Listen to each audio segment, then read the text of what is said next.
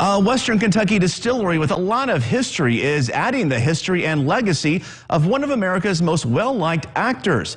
O.Z. Tyler Distillery will open its new Duke Tasting Room and John Wayne Experience in Owensboro next year. Eyewitness News' Mike Pickett with more tonight from our Owensboro newsroom.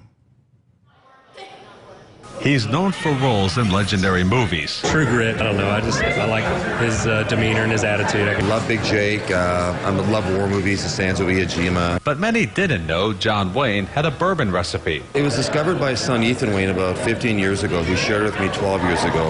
We had the original blended bottles, we had evidence of the mash bills and all this and what he was doing.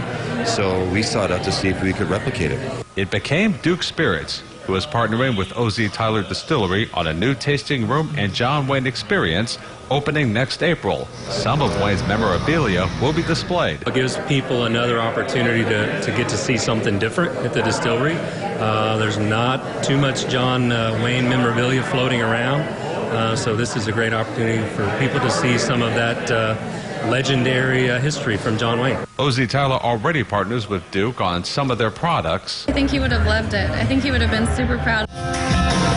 Jennifer Wayne is a member of the country music band Runaway June and John Wayne's granddaughter. Get all the stories from my mom and grandma. And he just was a family man and so nice. Would always make time for everybody and just down to earth. She says the partnership would add to the brand bearing her grandfather's nickname and reflect on what he was like off screen. He was a classy guy. You know, he played a cowboy in the movies, but he was, you know, he liked to dress up and look nice, and I think that he would have been really proud if he saw. In Owensboro, Mike Pickett, Eyewitness News.